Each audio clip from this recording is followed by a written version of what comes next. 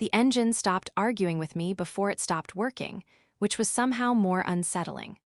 One moment the console was blinking politely, the next it went completely silent, like it had decided I wasn't worth the effort anymore. The ship tilted slightly as the gravity field weakened, and my cup lifted off the dashboard, hovered for half a second, then gently tapped me on the forehead before falling back down. I sighed. "That's fair," I muttered, as if the ship could hear me and had just made a valid point. Outside the viewport, the coastline stretched in pale silver curves beneath a sky that shimmered faintly, like someone had layered invisible glass panels across the atmosphere. My navigation system flickered once, displayed 3 contradictory landing coordinates, and then shut down completely. I chose the fourth option, which was closing my eyes and hoping the ship didn't explode. It didn't explode. That alone felt like a personal victory. The landing was gentle, if one ignored the unpleasant scraping noise, and the moment when the left stabilizer decided to retire mid-descent. The ship settled into the sand with a soft thud, as if embarrassed by its own performance. I tapped the console again. "Don't worry," I told it. "I've landed worse." The console remained silent, which I took as agreement. When I stepped outside, the air felt warmer than expected, carrying a faint metallic sweetness that made me wonder whether breathing here would give me superpowers or mild headaches. The settlement ahead looked quiet, small houses scattered along narrow paths, dim lights glowing behind translucent walls. It felt human enough to be comforting, but something about the symmetry of the structures suggested careful design rather than casual construction. I took a few steps forward, then stopped when I realized the wind wasn't moving randomly. It flowed in slow, controlled patterns, like invisible currents being guided by something beneath the ground. A small stone rolled toward me, paused mid-path, then shifted slightly to the side. I stared at it. "Okay," I said softly, "that's new." I was still watching the stone when I noticed her. She stood near the entrance of one of the houses, watching me with calm curiosity. At first, she looked human, pale skin reflecting the faint violet glow, dark eyes steady and observant. Then she tilted her head slightly, and I saw her ears. Long, elegant, extending past her hair, they moved subtly, reacting to distant sounds I couldn't hear. I resisted the urge to wave awkwardly. I waved anyway. She walked toward me with measured steps, her gaze shifting briefly to my ship, then back to me. Up close, she seemed even calmer, like someone who had already decided I wasn't dangerous, or at least not dangerous enough to worry about.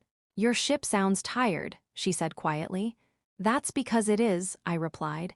"It's also dramatic. It stops working whenever it wants attention." Her expression softened slightly, almost a smile. Her ears moved again, angling toward the horizon, then relaxing. "You can stay," she said. I blinked. That was fast. Most places at least ask if I'm dangerous first. "If you were dangerous," she replied calmly, "you would not have landed like that." I considered arguing, then remembered the scraping noise. "That's fair." The wind shifted again, lifting fine dust into slow spirals around us. She turned and gestured toward her house. I followed, mostly because the wind had begun pushing gently at my back, as if the planet itself had decided I should stop hesitating. Inside, soft lights adjusted automatically as we entered. A faint hum echoed from the walls and a small floating device drifted past, paused near me, then moved away like it had finished judging me. "I think your house just scanned me," I said. "It did," she answered, "and it is still deciding." I nodded. I appreciate the honesty. The floating device returned a few seconds later, hovering near my shoulder like it had reconsidered its opinion of me and decided I was mildly interesting. A thin beam of light passed slowly from my boots to my head, paused, then flickered once. She watched it quietly. "It says you are acceptable." "Acceptable is my best quality," I said.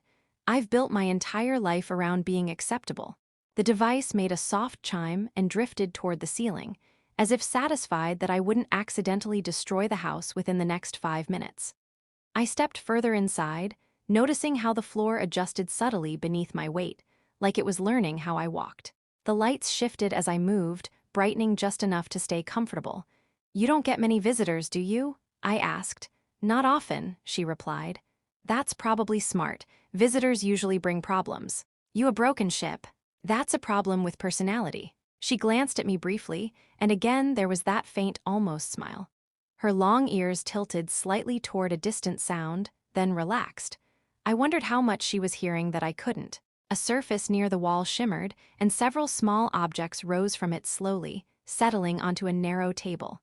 One of them rotated gently in the air before lowering itself. I stared at it. "Is that food or a science experiment?" "Both," she answered calmly. I approached cautiously, watching one of the items wobble slightly as if deciding whether to float again. I picked it up. It felt warm, surprisingly solid. "If this gives me extra limbs," I said, "I'm blaming you." That has not happened before. That's not reassuring. I took a small bite. The taste was unexpectedly familiar, like something halfway between fruit and bread. I blinked. "Okay, that's actually good." She nodded slightly, as if she had expected that outcome. She sat across from me, her posture relaxed but attentive, like she was still observing how I reacted to everything. Her ears shifted occasionally, catching faint sounds outside. "You live alone?" I asked carefully. "Yes." The words settled quietly between us. She picked up one of the floating pieces of food before it had the chance to drift again. "My partner lived here," she continued after a moment, "before the accident." "I'm sorry." She inclined her head slightly, acknowledging the words without lingering on them. The silence that followed wasn't uncomfortable, just heavy with things neither of us rushed to explain. A sudden beep interrupted us. A small projection appeared above the table, displaying a cluster of shifting symbols. She looked at it, her ears angling forward slightly. I leaned back. Should I be worried? No. The symbols rearranged themselves, then flashed softly. "Now?" I asked. Still no. She reached out, and the projection dimmed at her touch. She exhaled slowly. "Maintenance alert," she said. "Your advanced alien technology nags you too." "Yes, that makes me feel better about humanity." She almost laughed. The sound was soft, brief, but real. Outside, a faint vibration passed through the floor. I noticed her ears shift immediately, turning toward the horizon again. Her expression didn't change, but her attention sharpened. "Is that normal?" I asked. "Yes." I waited. She tilted her head slightly. "Mostly." That wasn't comforting, but I decided not to panic yet. I finished the floating food, which had stopped floating entirely, perhaps realizing it had lost the argument. "You said I could stay," I said carefully. "Yes, for how long?" She looked at me, her dark eyes steady, thoughtful. Her ears relaxed again, and the faint hum of the house seemed to settle with her. "Until your ship works again," she said. I nodded. "That could take a while." "I know." Outside, the distant sky shifted faintly, and I had the strange feeling that something had already started moving long before I arrived. The vibration returned, stronger this time, like the ground had taken a slow breath and decided to hold it. I looked toward the wall, half expecting another floating device to appear and politely inform me that something dramatic was about to happen. Instead, the lights dimmed slightly, then adjusted again, as if the house itself was trying to look calm. She stood, her long ears angled forward, listening to something far beyond my hearing. "That one didn't sound mostly normal," I said. "No," she replied quietly. "That's never the answer I want." She walked toward the entrance, and I followed before realizing I hadn't actually been invited. Outside, the sky shimmered more intensely now, geometric distortions folding slowly over one another. Then something large slipped through them, silent and smooth like a shape emerging from water. A ship. It descended without sound, settling beyond the settlement, its surface reflecting the violet glow in slow ripples. I crossed my arms. "I assume that's not here to fix my ship." "No." "Good, I didn't want to share tools anyway." She glanced at me, and the faint smile returned, but her attention quickly shifted back to the ship. A few moments later, figures stepped out, moving calmly along the path toward us. As they came closer, I saw the same long ears, the same quiet expressions, the same measured confidence. I leaned slightly toward her. "Should I stand casually, or pretend I belong here?" "Stand," she said, casually. "Yes, I can do one of those." The figures approached and stopped a short distance away. One of them stepped forward, observing me carefully, like I was a puzzle someone had left unfinished. The silence stretched long enough for me to reconsider every decision that had led me here, including my terrible landing. "You brought a human into your home," the figure said to her. "Yes." "And you trusted him." "Yes." The figure turned to me. I resisted the urge to wave again. I failed and waved slightly. "I arrived accidentally," I said. "My ship has personality issues." There was a pause. Then, unexpectedly, one of the others made a soft sound that almost resembled a laugh. The tension eased slightly, like someone had quietly lowered the volume again. "He stayed," she said calmly. "He did not demand, he did not fear, he listened." I blinked. I hadn't realized I was being evaluated the entire time. The lead figure studied me a moment longer, then nodded slowly. "We have delayed contact with your kind for years. We feared urgency would create conflict." I shrugged slightly. "I landed by mistake. That's about as unurgent as it gets." That earned another faint ripple of amusement. The lead figure turned to her. "Your decision may have ended the delay." She inclined her head slightly. The silence that followed felt different now, not heavy, but expectant. The lead figure stepped closer to me. "Your ship will be repaired." I blinked. "That's generous." "You will return to your world," the figure continued, "and tell them you were welcomed." I looked at her briefly. Her ears shifted, calm but attentive.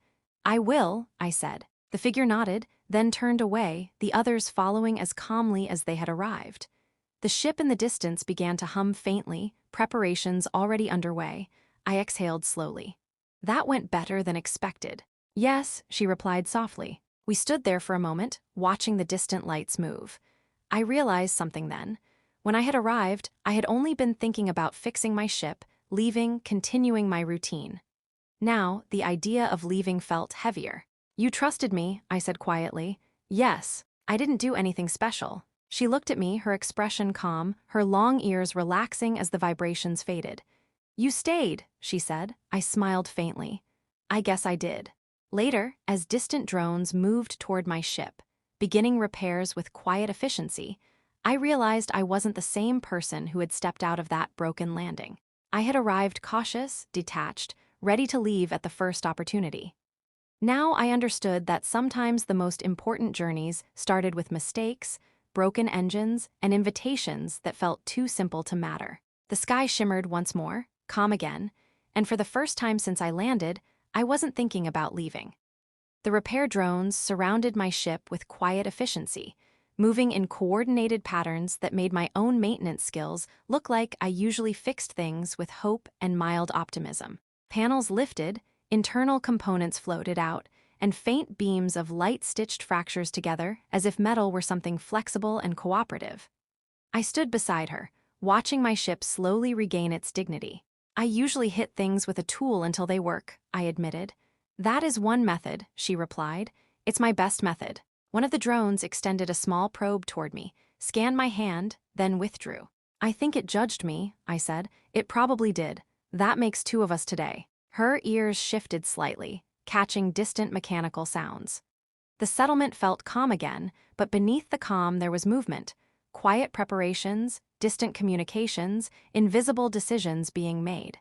I realized the night I had crashed here had quietly shifted something much larger than my travel plans. A soft tone echoed from my ship, and the hatch slowly opened. I blinked. "That was fast." "Our technology adapts quickly," she said. "I'm considering adopting it. You would still need to stop hitting things." I refused to make that promise. We walked toward the ship together. The interior lights flickered on, brighter than before, the systems humming steadily. My console displayed a full diagnostic, every warning gone. For a moment I just stared at it, slightly suspicious. "It's working," I said. "Yes." I hesitated, realizing that the moment I had been waiting for had finally arrived, and I wasn't as eager as I thought I would be. I leaned against the doorway. "When I leave," I said slowly, "things change, don't they?" "Yes," she answered quietly. "Your people will contact mine." "Yes." And it all started because I couldn't land properly. Her faint smile returned. "Mistakes can be useful. I'm going to start using that as an excuse for everything." She looked at me, her dark eyes steady, her long ears relaxing as the distant drones finished their work. The sky shimmered faintly again, calm and quiet. "You will return?" she asked. I paused. A few days ago, I would have answered automatically. Now I considered it carefully. "Yes," I said finally. "Next time I'll try to land better." "That is not necessary." "I know, but my ship would appreciate it." She gave a small nod, and the silence between us felt different now, not uncertain, but settled. I stepped into the ship, then stopped and turned back. "I used to travel just to move," I admitted. "Now I think I understand why we actually explore." She tilted her head slightly. To find places where we don't feel like strangers, I finished.